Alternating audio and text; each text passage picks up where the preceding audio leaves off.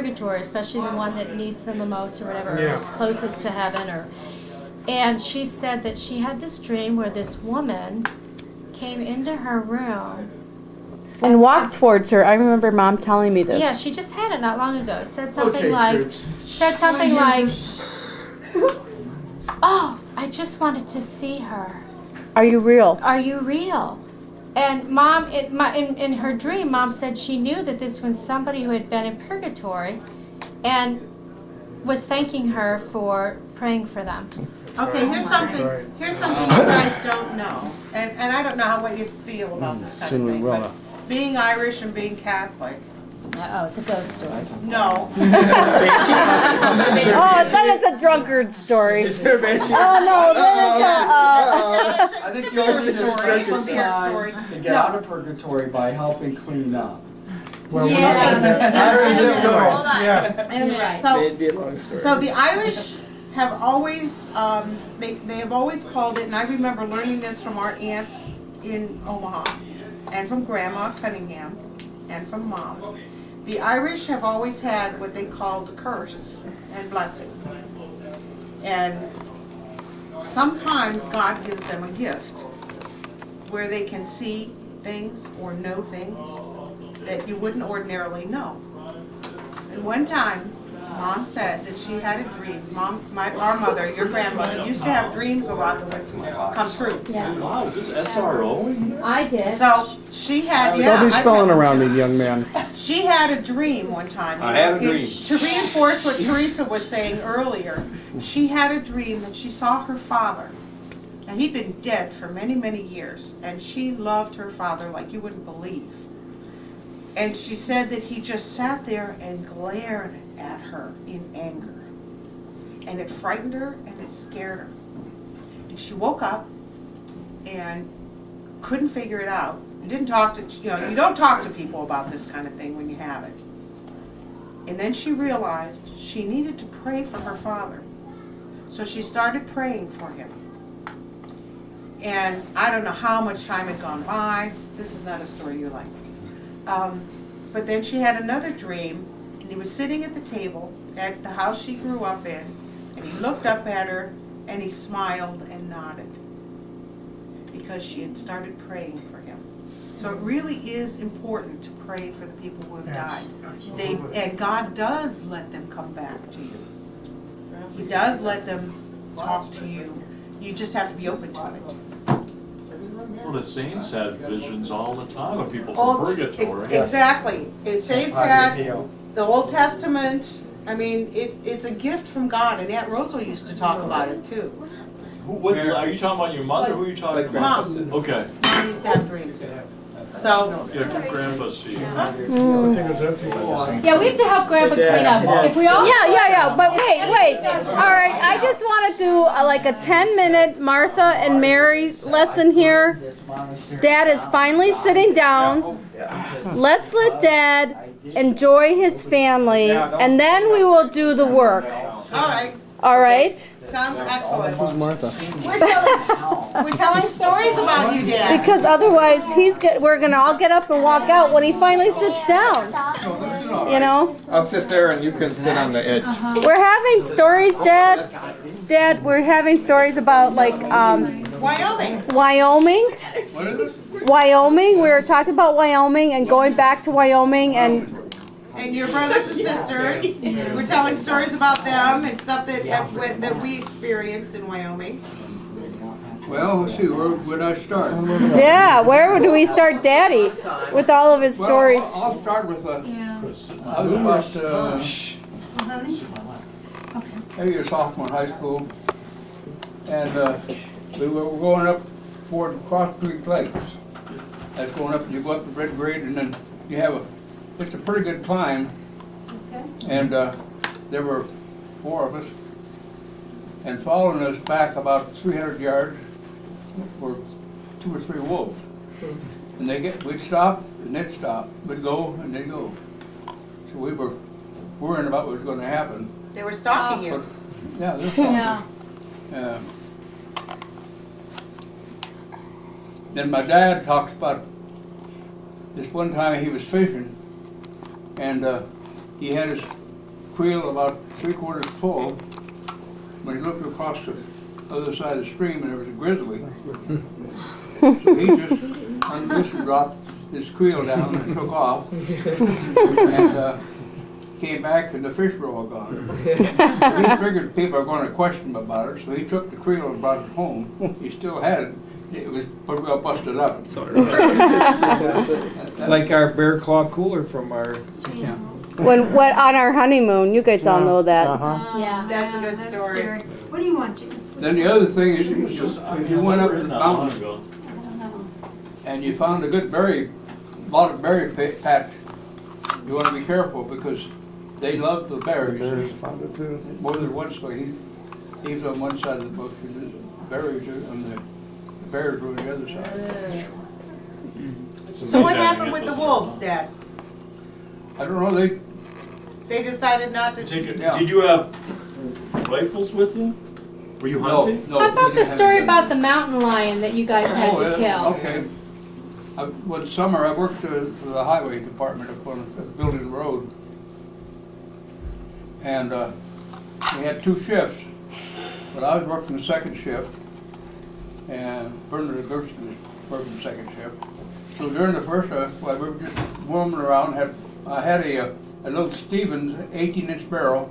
You could use it as a pistol, or you could put the little extension on it, Stock on there. a small. That's a gun. And we got wandering around. Good gun. There's a lot of range cattle up there.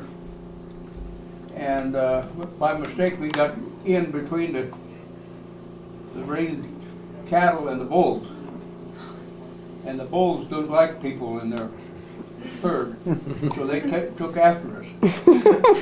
We ran, we came out, and there was a sort of a hill, and on top there was a lot of gray rock. And as soon as we got clear of the herd, why the bulls stopped, and I stopped, and there was a head come up over the rocks, and went back down, went up the second time, and I hit him. It was a .22 long rifle. And he went down into a hole of the rocks. We tried to dig him out, but couldn't. We could hear him snarling, so That was he the was very happy. mountain But we had to go to work. So we came back the next day and there's no signs of him. So he either got out or died there. And what was it? Mountain lion. Mountain lion. Cougar. Wow. But the biggest mountain lion I've seen was out in Fort Ord, California. We'd gone out there, they had, you know what, California gets quite dry, and they had ordered you could not fire any tracer ammunition. So this one platoon had been on ship for 2 months, and every day they had to wipe their stuff down, so they had to use it. And doing so, they rubbed off red noses on some of the tracers. around. So the first thing that happened, about the second guy that fired set a fire. Oh, man. And so I went to a range phone and called in. And so the captain sent a platoon of tanks out. And we went around to Put it out. cut it out and cut it out. We felt pretty good about that. So the next day, there was a red border letter for the company commander. But anyway, when we got ready to come back, why, it was getting late, so most of the guys got in 2.5-ton trucks and came back around the long way. We cut across to the artillery range.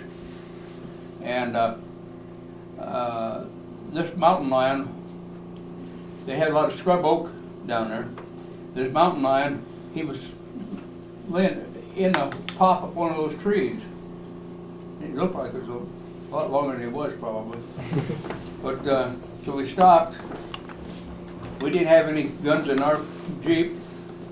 Went down, finally they got the last tank had a gun in it.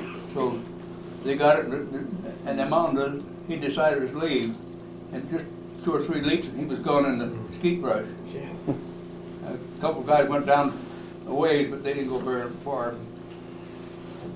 Yeah, didn't you say he leapt like 20 feet in one Yeah. shot? Yeah, No, yeah. they can. I They were, saw that on yeah. National Geographic. They're even starting to find them evidence of them in Wisconsin now because all the Yeah, I trail heard about cams. that. that Someone they got have. someone got killed in Milwaukee. I think it was in somebody's backyard. Wow. A big one, they said. You know, all the hunters are putting out these trail cams, and the DNRO said they didn't have No, it was them. wild. But now they're having proof that they do. Yeah.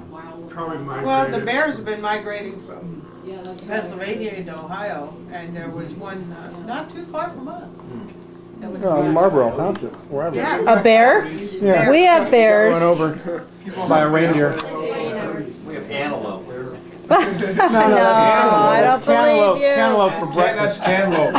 Good news, too. We have cantaloupe. I'll tell you a funny story. My brother Bill was in law school and he had friends and they used to talk and they thought he was giving them a bull story, you know.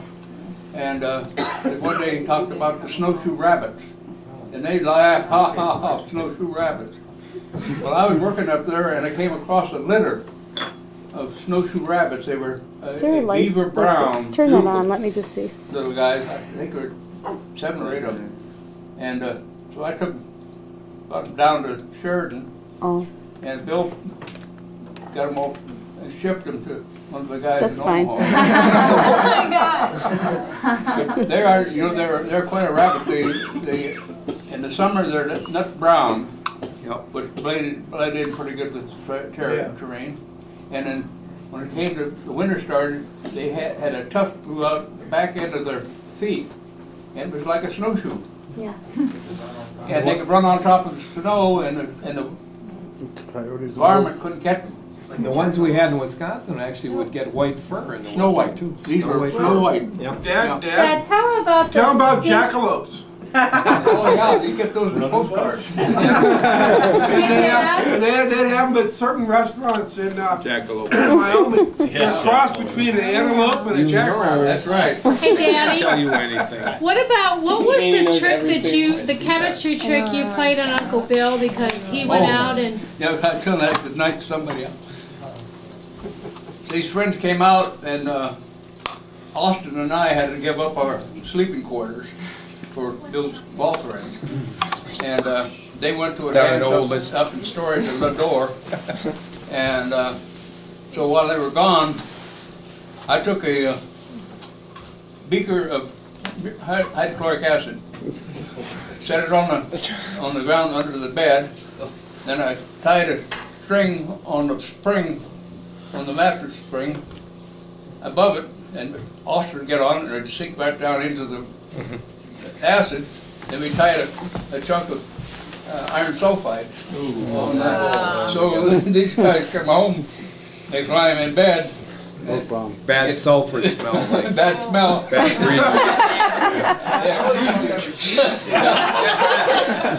And but it cleared up. We went back to bed a second time.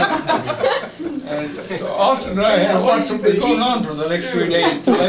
See, those are fun Okay, tricks now, you can Daddy. play with chemistry. Tell us You guys about the didn't like rooster. chemistry. Tell us about your rooster. Oh, the one. Oh, okay, yeah.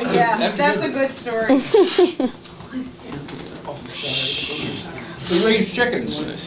Hey, And, Robert, could you turn the light off in the hallway? Oh, no. Because it's just like a background light instead of, yeah, much better. Okay. Thank you. We had about 220 of the white rocks, and we had one Plymouth Rock, Rooster. He was just a young guy, and Dad, every time we'd go past him, he'd hit him in the chest, you know, and that rooster didn't like it. And Frank did the same thing, and it ended up that he was a fighter. He didn't like anybody. And if it was your turn to get the eggs, Oh, boy. you'd go out and open the door and get off the side because he was going to fly right out the door. You get in and close it. He had to go around to come in the chicken entrance of the, so you had probably 3 or 4 minutes to grab the eggs. And get out. And then Yeah, but keep going. Tell the story. The next block, there was a little Greek kid. He was had dark complexion, and we kept telling him, you just stay away from that chicken pen, because that rooster, he'd get you. He didn't believe us. But Frank had to rescue him one time, and he was pretty light. He was scared to death. He would have. Mom wanted to hang up. You didn't have dryers, you know. You hang up your clothes on the drying line. Mom wanted to hang it up, and she was afraid the rooster would come, so she gave Ed a broomstick. And he was to ward the rooster off. And the rooster came, Ed dropped the broomstick and took and Mom had to run. Now that made hang and wash a little more exciting. There's more. There's We more had- stories about that. Had rooster. some out-of-town visitors came, and the visitors and Mom are on the front porch. And And my Rosa. sister, Rosal, who turned out to be a nun later, was trying to impress them, so she was out there with a sprinkling can watering flowers. And the rooster came, and she lost her composure. One day, Austin wanted to show some of the kids how mean that rooster was. So he went out and ran past the rooster, and the rooster took off after it. Things went all right until Austin stepped in a furrow and lost his balance and fell down. And we had to treat him for a hole in his head. Aunt Rosa said I that think somebody should have made chicken dinner. they did. I'll tell you what happened. Finally, Rosal was able to convince Dad that rooster couldn't last any longer. So they made a stew out of him. And Rosal was really gleeful eating that. It was very harmful. She told me that she never tasted better chicken in her life. Rosa told me that she never tasted better chicken in her Oh, life. yeah. Rosal's revenge. Yeah. Got it, thank you. And get back to the chickens. We had about 220 white rock.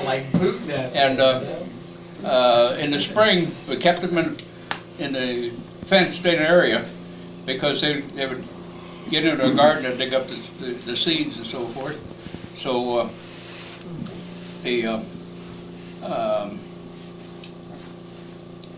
we had a dog who we got from Herd had a sheep ranch, and Jumbo was half shepherd and half collie. He was black and white, and he had a collie white fur, beautiful dog. And he saw those chickens that were always in that pen. So Dad decided it was time that he could let the chickens get around the yard, and clean up the garden and so forth. So he opened the gate and went to work. When he came back, all those chickens were back in the garden, in the fence, and Jumbo was in the doorway. You heard it about back in? That's where they belong. That's where they belong. He was a chicken dog.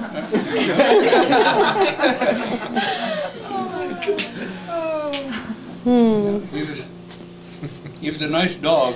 What about the egg cartons that With my Aunt Mary. Yeah. Well, Dad, of course, Mary was his half. They were half because they had different parents. But Mary would go out. Dad would gather the eggs and they'd take them into the store and they'd sell them. And they'd come in, they'd count how many were there and pay them. But Mary would always sneak in and get the eggs and beat Dad to it, take them down to the store and get the money.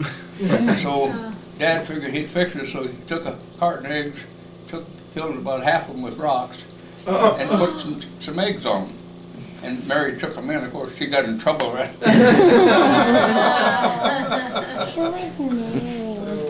Was Mary one of your sisters, Captain? No. Mary, well, William Redle Okay. and Rosa were parents. Mm-hmm. But Peter Gare and Rosa were Dad's parents. Okay. Because Peter Gare died, and then or Grandma Rosa married, married William Redle. yeah. So who was And Mary they had in this one. bunch? Mary That was is their their daughter. child. Okay. So they were half Half. brothers and Right. sisters, yeah, yeah. Going back to the music, the Sheridan, the original choir at Holy Name Church, the organist was Mary, the alto was Mary, the tenor, the soprano was Grandma, Rosa, the tenor was William Redle, and Dad sang baritone. That was the initial choir. Wow. And they, of course, at that time they would have mass in houses because they didn't have church at that time. And that's where you get a lot of your musical Colin. Tell us talents about from. Yeah. Father That's where you get it O'Grady. Well, wait, let's just go to the musical talent thing. Who else was musically inclined? Was it from Boston, Oh, my Aunt Mary? yeah. Dylan, Auntie Dylan. Annie Dillon. Okay. She taught music and French in the Boston Conservatory of Music. And my mom had a lot of bad health problems. They figured if she didn't go out west or somewhere, she wasn't going to live very long. So I don't know how old she was, about 25. I don't know how old she was. They came out to Sheridan, and Mary and Elizabeth was with them. And of course, Mom's health held up where she was 93 when she died suddenly. Pretty good. But you and Austin used to sing. Huh? You and Austin used to sing. And Frank, I And think. Frank, yeah. You sang in the choir at St. Paul's, didn't you? I sang in the choir at St. Paul's, and then Father Rory started a Gregorian choir, and I was in the Gregorian choir. I liked that the best. we Yeah. had. A lot of Latin. You sang at And Creighton? then when they switched over from Latin to the Mass, as in the 60s, Oh, yeah. overnight they had to have somebody lead the singing in so they put a casket and surplus on him with a mic. And I'd walk up and down the center aisle of the church leading the singing at the 11 o'clock Mass. And the first thing you know, near the end I was doing the 11 and 12 o'clock Mass. See, what was the Well, thing that didn't I you and said Austin sing in college? I didn't sing anything in college. No, in college, maybe But it was in high high school- High school. High school, Herb Adams, myself, well, they had a pretty good bunch. They had they called it the all-state choir, and we met down in Casper, Wyoming for a week. And Herb was a tenor, and I was singing baritone. And then they had 2 girls, there were only 4 of us going on down there. But then of course they had musical operettas. My best star was a Chinaman. It was a funny one because it was in a falsetto high voice. And you had to do a Chinese Yeah. kind of thing. Tommy, Yeah. you should have been hearing all these stories. Been talking family stories for an hour. Those boys were up there playing. Yeah, that's okay. Yeah, we gotta be going here a little bit. Yeah, we should probably help Grandpa Key. Yeah, yeah. Everybody Thank you, Sam. gets some, yeah, thanks. Yeah, Dad, we want to hear more. Good party, Dad.